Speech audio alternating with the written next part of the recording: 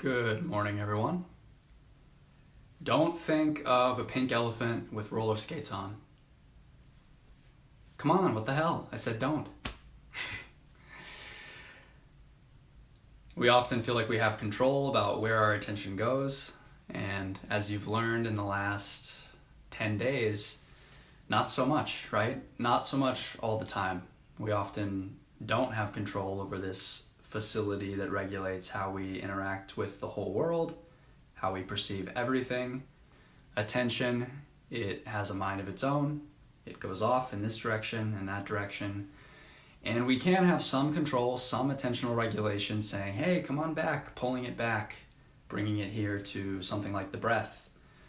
But it doesn't change that nature to wander, and we will naturally have our attention gravitate toward many different objects, not necessarily feeling like we have a choice in the matter. And so today we're actually going to get in touch with that choicelessness, with attention doing what it will. And we'll start with practices that are familiar, so no worries, but we will get into, through my instructions, a practice of choiceless awareness or open awareness, where we are with whatever comes up and we don't have an anchor.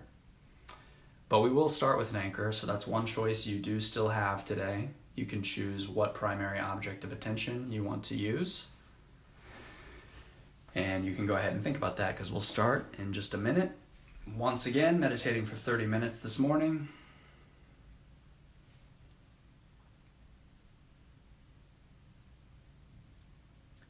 It's been good to see. I love seeing y'all mix it up before we get going, getting to know each other. It's been cool also to see how there's been less chat during the meditation, so I guess it's more people meditating and less people logging on and saying, what's going on, and commenting some crap. So, got a good group here. And for anyone who's watching this after the fact, congrats on making it to day 10 in the meditation challenge. And for everyone, whether you're watching live or after the fact, go ahead and get comfortable, get in your seated position, close your eyes, I'll start the timer.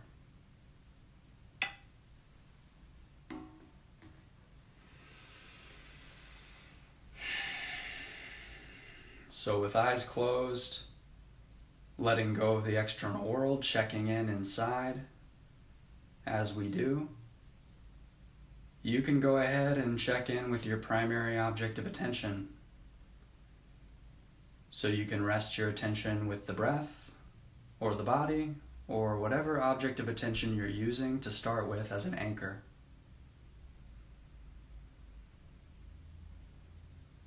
Today we will use mental noting. So you can go ahead and start noting the breath or whatever is coming up for you, whatever you're using. If you're using the body as a primary object, no need to note anything repetitively for now, but just note every sensation that comes up regardless of your primary object. Note pulsing, heaviness, tension, pain, etc. Any physical sensation. Thinking, hearing, any sense door that pulls the attention. And if any thoughts are repetitive, or if you want to be more precise, planning, imagining, fantasizing, worrying, analyzing, etc. So waking our vocabulary back up from nonverbal practice, noting all the sense doors, noting feelings, noting thoughts, and if you're with the breath, noting in, out, and establishing a rhythm, noting the breath. Being with the sensations of the breath, using mental noting once again to keep our mind with what we're doing.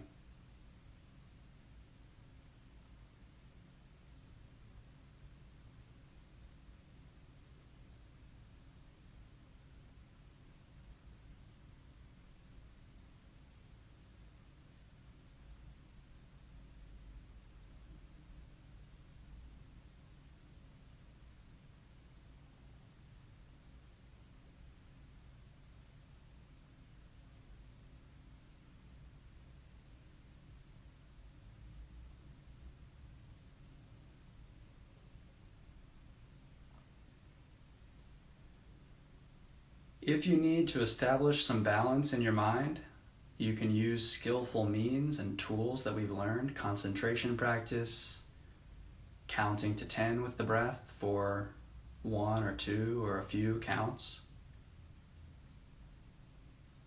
So even though we don't have all the choices from yesterday, we're taking that resourcefulness and that ability to use what is skillful for our own practice. We're taking that with us, bringing it to this more structured at first, but soon very unstructured practice.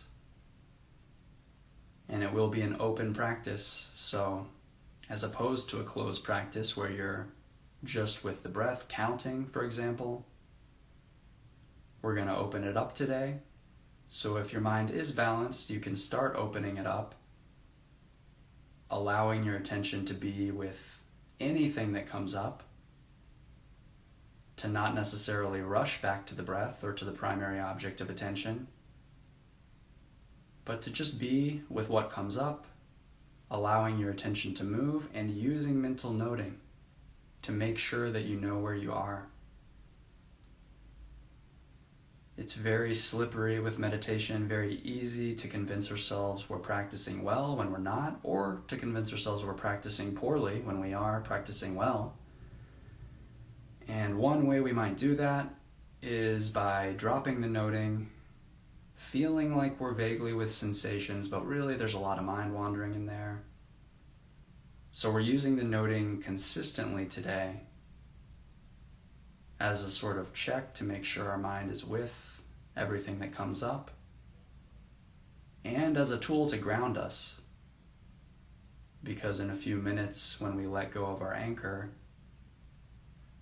we're going to need that grounding to not just get completely lost. So stick with the anchor for now.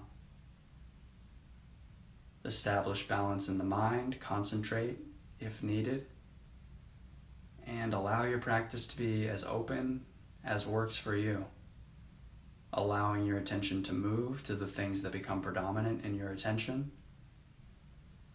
Pain in the knee, tension in the shoulder, thinking, sound, hearing, thinking, back to the breath, back to some other physical sensation. That's how it might go. It might be moving that fast, and that's fine, or slower. So find your own pace as this practice gradually opens up.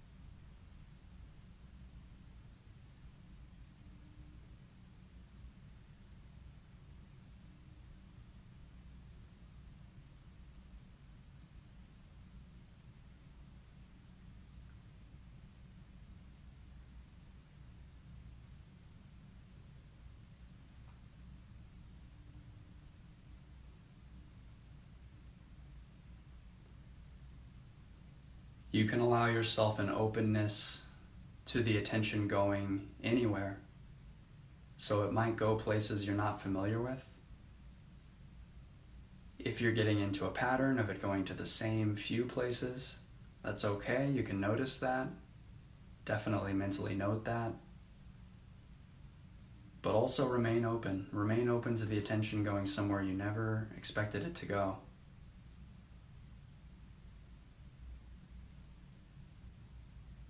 Invite the body to relax.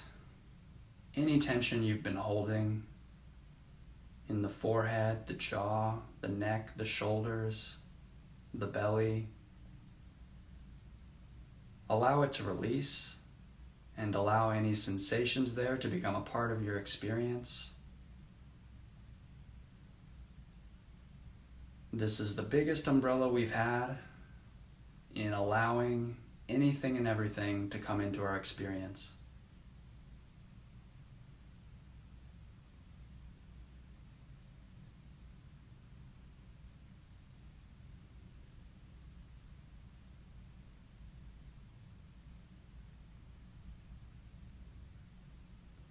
Still using an anchor for now, establishing concentration,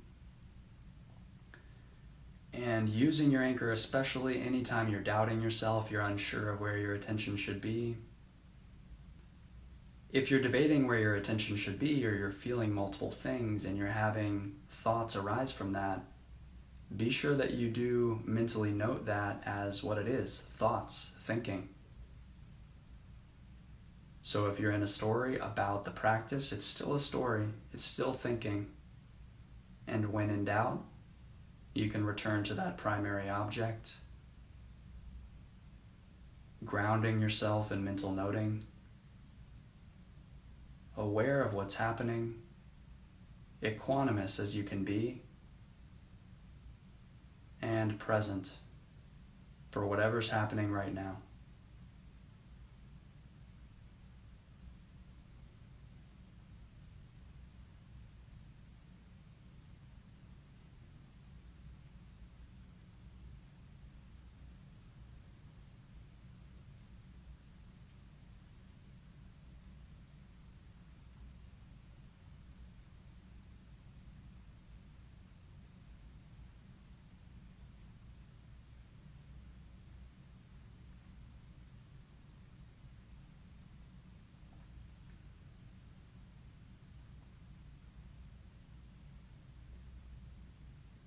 Remember, whenever there's some dilemma, to look for the middle way.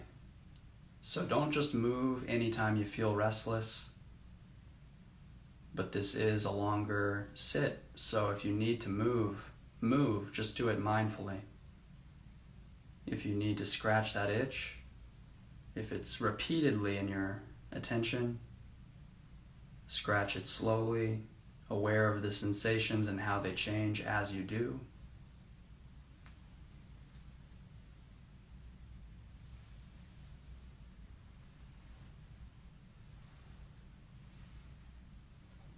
Listening to your body and what you need and what's right for your practice.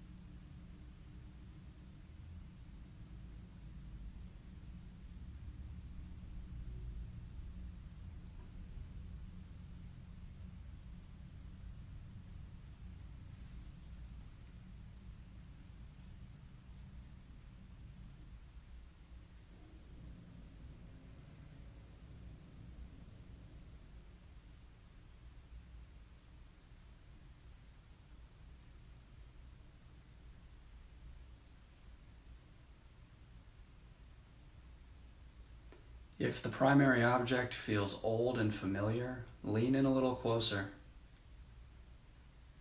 The breath, for example, always has more we can notice. It's a whole process from beginning to end. The sensations are changing every step of the way, every moment. So if we can lean in, get past this idea that it's just the same breath we've seen many times, get past the idea and into the reality, the sensate reality of breath.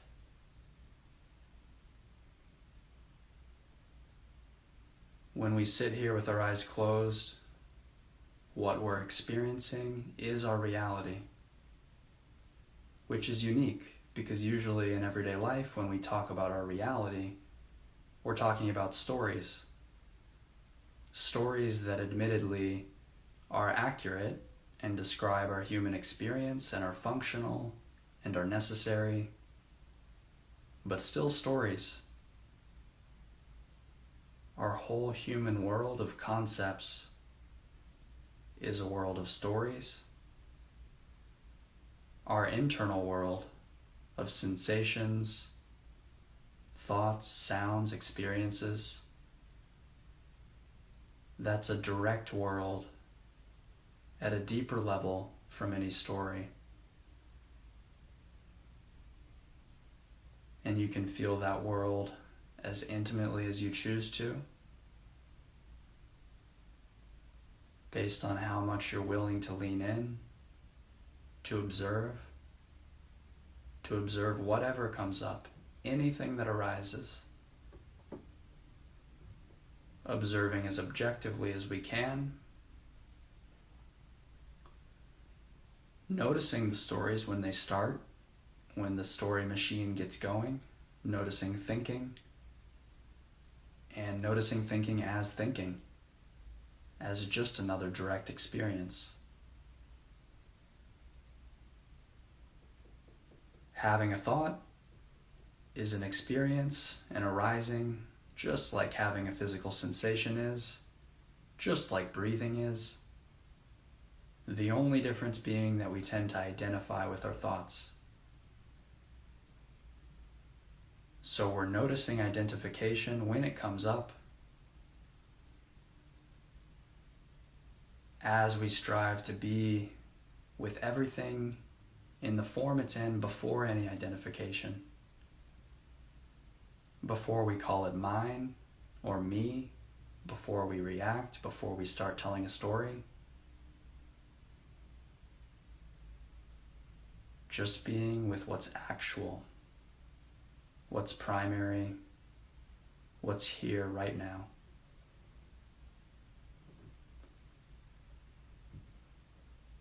And as we cross the halfway point in this meditation, we will shift to our choiceless awareness practice.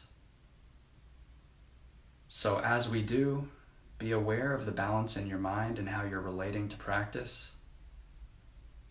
If you're having difficulties, if it's not effective, feel free to use whatever skillful means you need.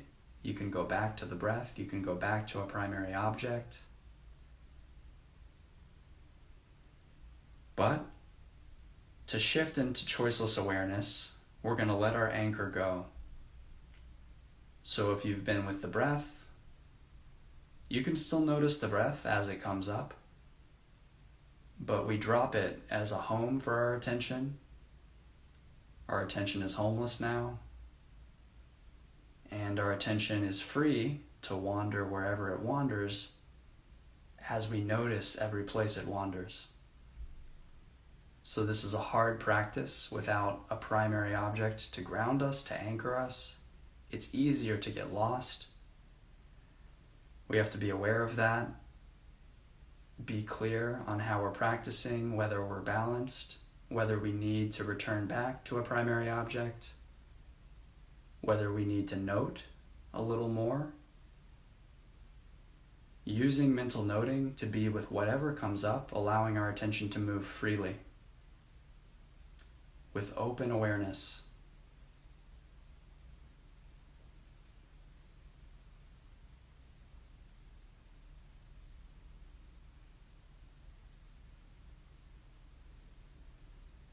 Just know where your attention is. Use mental noting to describe what comes up. And if what's coming up is thought about where you should be, how you're practicing, just note thinking. Realize you're thinking. And there's nowhere particularly to gently return your attention. So just notice what's going on. You can use the body as a starting point.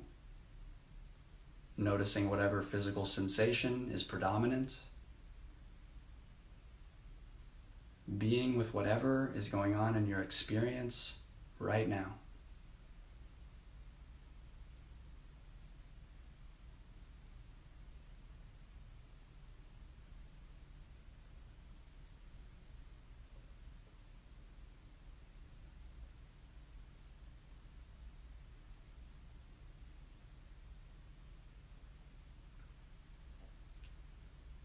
No need to know where your attention is going, where it's gonna be.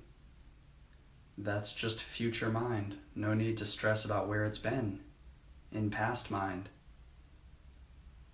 All we need to worry about is where's the attention now? What's happening now?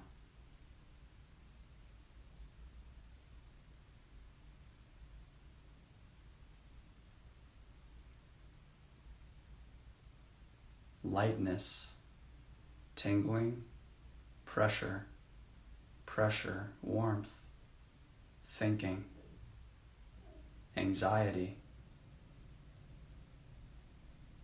lightness, tension, feeling, thinking, hearing, thinking, tension, pressure, tingling. That's just one example of how this could go.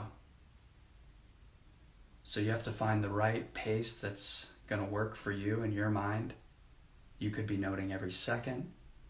You could be noting once every 5 seconds. Find the right balance for you.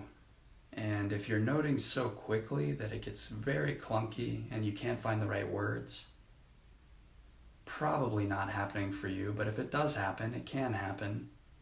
So if it happens in the future or even now, you can always just stop worrying about the words and use the same note for everything, like beep, beep, beep, beep, beep, beep.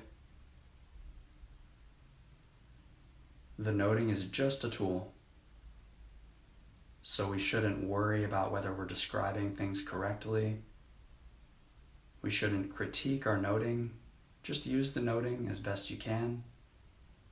It's a skill that you've built up over 10 days, but that you'll continue to build up. It'll get smoother. So just find the right balance for your mind, mentally noting whatever comes up, the awareness open, the attention free to move, investigating and labeling and feeling and being with whatever comes up. And as best we can, allowing whatever comes up to just be. Becoming just a little more equanimous, bringing just a little more equanimity to practice every day.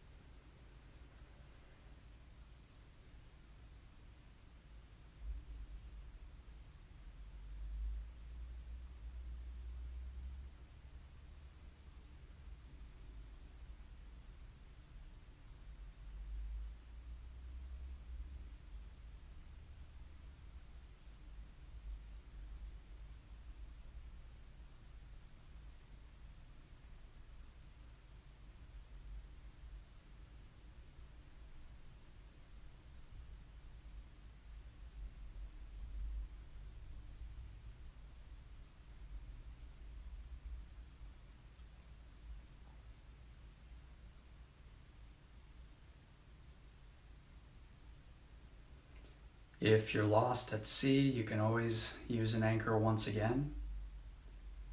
So if this is overwhelming, the mind is wandering constantly and it's very hard just to be with.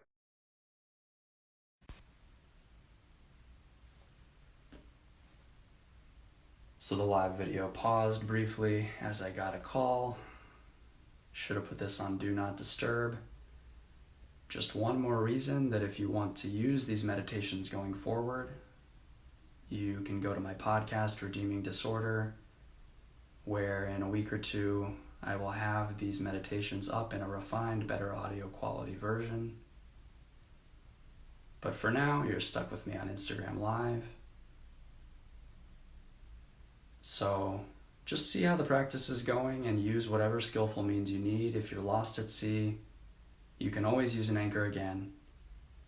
And remember that how lost you are, how this is going, is not a direct reflection at all of how you've progressed, how you're meditating. It's usually just a matter of the weather in that day, the weather of the mind.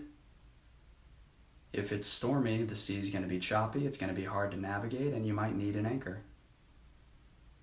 On a calm day, you might not.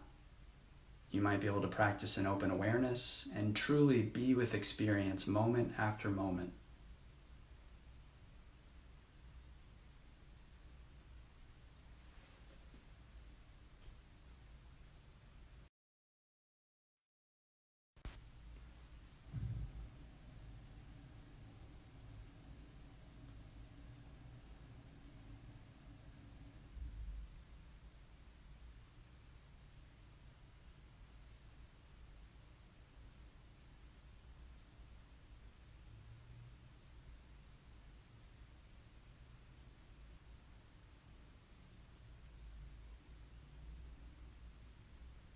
Sometimes not using an anchor, it's a little easier to see cause and effect, to see how one phenomenon brings the attention to another phenomenon. A thought stirs a feeling up, stirs another thought up, intensifies the feeling, brings our attention to a physical sensation,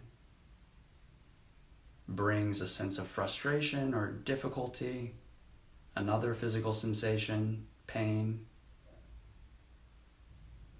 The more we can step back and see how one thing leads to the next, the more we can realize that the mind's game is just a game.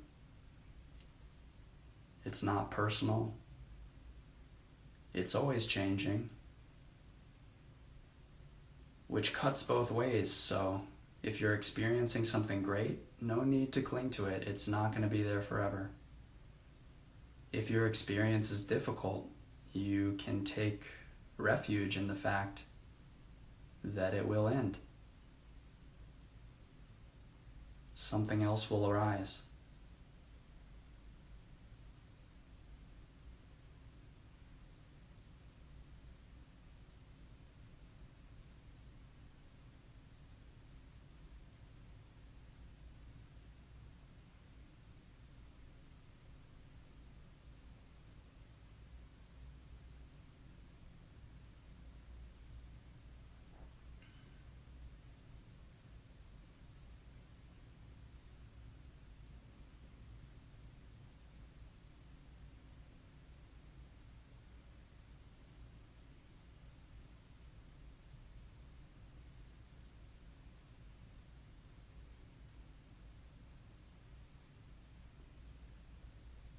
If difficult things do come to your attention, or if your attention is circling around something difficult, maybe pain, maybe a difficult thought pattern,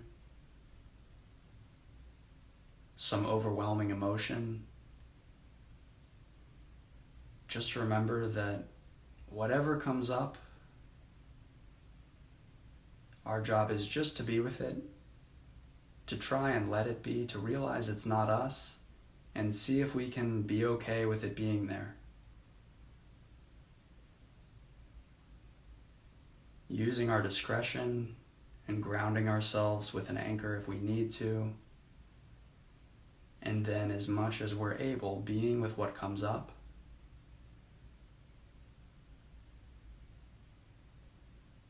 Remembering that whatever comes up is just a guest in your experience. You're hosting your experience, and whatever is in your experience now is impermanent. It's just a guest.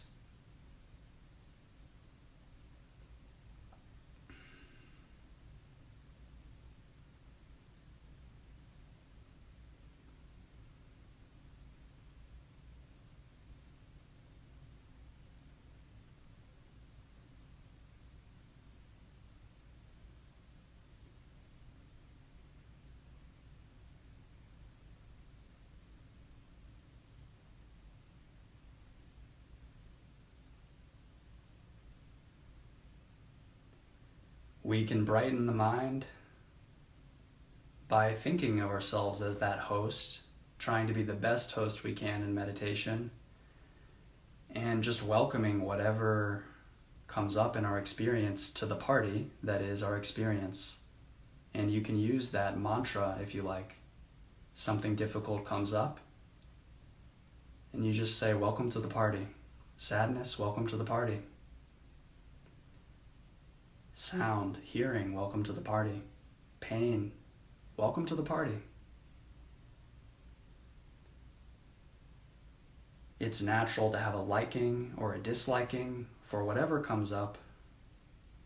But remember that the disliking is a mental phenomenon, something itself to be noticed, and something that we can start to move past by using this attitude of equanimity, welcoming whatever it is to the party, without judgment, without reactivity, with open attention. So as we start to wrap up, open your attention to everything, including where you are, sitting in this room, reconnecting with your body if you haven't been embodied.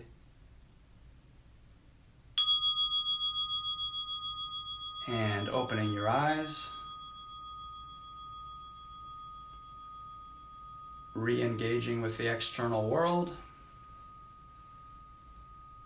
not necessarily ending mindfulness, taking mindfulness with you, because in this external world, it's a lot like open awareness. Things just come up. We don't necessarily choose who pops up on our phone or what happens at work or any of the millions of variables we deal with every day. So choiceless awareness is maybe even a closer parallel to bringing mindfulness into everyday life. Hence, it's harder. It's very hard to be mindful in everyday life. Like, I'm trying to be mindful right now, talking, feeling the sensations of my lips moving, being aware, being here right now, and I can somewhat do it. But it's way harder than being mindful with our eyes closed, with a primary object of attention. So it's a long road from the skills we cultivate to applying them in everyday life, but it's a road that is very worth walking. Wow, okay, James, you're having a tropical storm during this meditation with the power going out, and it was still very interesting. Okay, that is maybe a great example of how it can get tough with open awareness. There was probably a lot to be with. And actually maybe good to practice open awareness in a situation like that, because you don't really have a choice. If things are happening, you don't always have time to practice or to respond or to just be with the primary object as you would wish. If something comes up in life, you don't have time necessarily to come up with a full game plan and just sit back mindfully and calmly approach everything. You just gotta be in it, react to what's happening, respond to what's happening, rather. So, good job, James. Love it, Broccoli Dad. Oh my gosh. I'm really sorry to hear that, Peacemaker. It's really tough losing a parent, anyone really close to you. I can imagine what you're going through somewhat, but it lands differently for everyone. Our situations are always different, so take care. I hope you're being gentle with yourself. I hope that this can help a little bit to stay grounded, and I'm sending love to you and your family.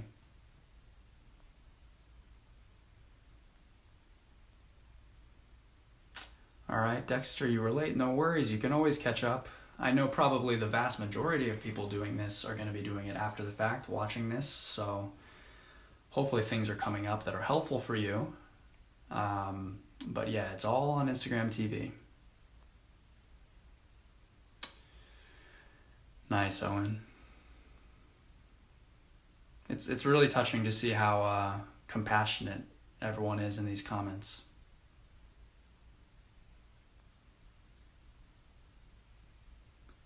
It's adventure. Love it. All right. Cool, Danny.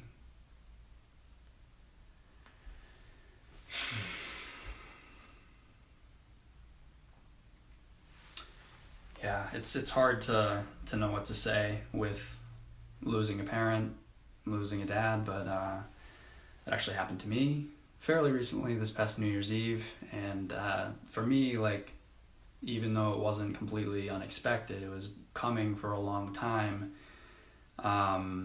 Like, when it actually happens, it becomes real. It goes beyond this idea of someone dying, a loved one dying, and this idea of death, and it's like, oh wow, this is a real thing we're all going to experience.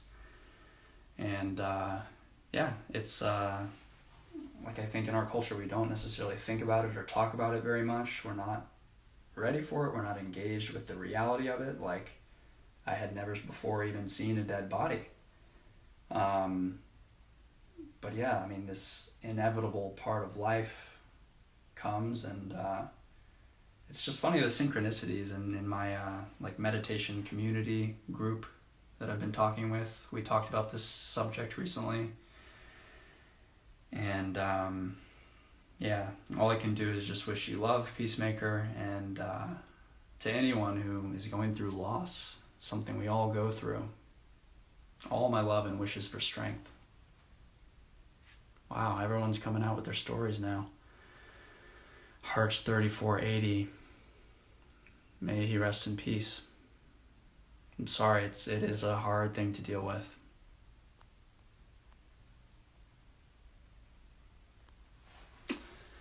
And the Crazy Blondie lost family members to coronavirus.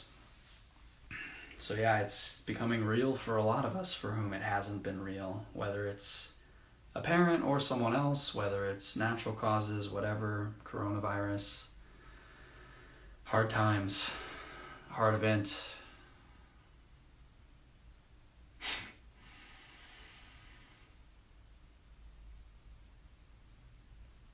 All right, well, it's clear from the comments sorry, I was saying Peacemaker, Pierce Mercier, that your well wishes and the compassion that you all are showing right now is beautiful. It's helping real people right now, similar to when we did our metta meditation and we were all live here, sharing hearts, sending love. It means something to know that the people on the other end of this screen actually care. It's a contrast to what we see on social media oftentimes. On Instagram Live, just, someone's highlight reel telling you about how everything's great and all the beautiful stuff in their life. And as we all are learning more, and as anyone who lives long enough knows, it's not all sunshine and roses. And if we were really real and sharing everything on social media, it would be a different story. But often the suffering is what brings us together. It's what connects us. It's what makes, my heart truly go out to you, feel you, care about you, want you to be as happy as you can, to work through this with your family. And I know that the folks of you who are doing this live, the familiar names that I see each day, the people who have been wishing goodwill toward others, it's beautiful to witness, and I know that you're sincere, and I hope that the people receiving that know that you're sincere.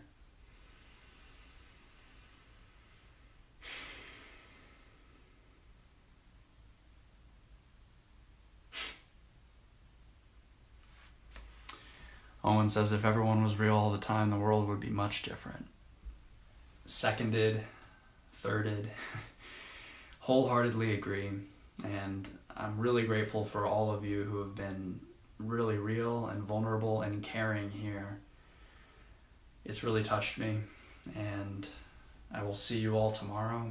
I know it's a weekend day and a lot of you will maybe not be here, but it's a short, kind of fun meditation tomorrow. So if you're up for it, sticking with this really inspiring community that's developing here. I'm excited to see y'all tomorrow.